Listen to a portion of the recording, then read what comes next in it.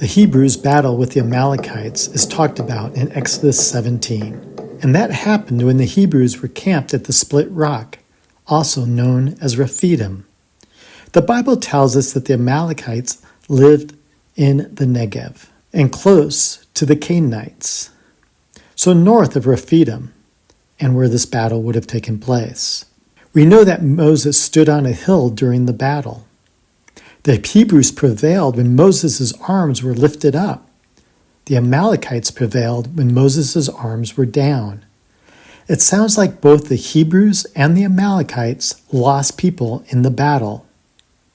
After the Hebrews' victory, Moses built an altar and named it "The Lord," or Jehovah, is my banner.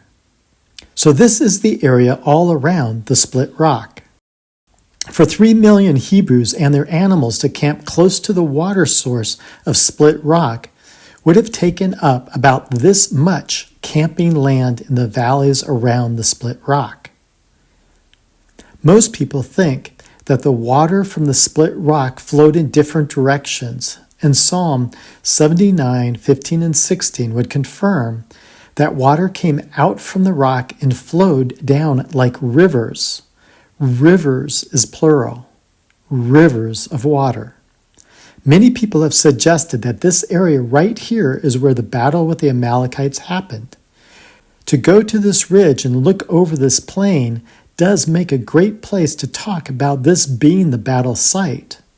But there are two issues with this location for the battle. One, it is south of the advancing armies of the Amalekites. The Amalekites would have probably come from the north.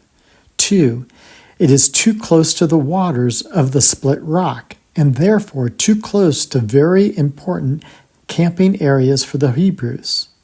From our on-the-ground analysis, it seems like another area would be where the battle took place.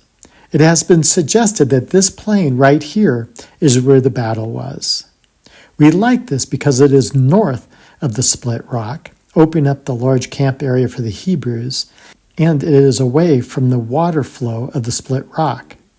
There is enough room in this area for the battle to take place.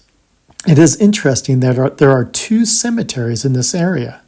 In this area, to have 2 cemeteries seems a little out of place. Why 2 cemeteries? All the current graves seem to be Muslim graves because they are buried facing Mecca. But other graves do not face Mecca. Who are in these graves? At graveyard number 1, there seems to be some kind of small water source. It would be great if some experts would come to this area and be able to dig and do more analysis of the graves. What would the graves tell us? We are not sure if this is the place where the battle took place, but it makes a lot more sense than the area south of Split Rock. Maybe the grave will tell us more in the future. This is a big view of the area. The green is the camping area for the 3 million people and their animals, and the battlefield is to the north.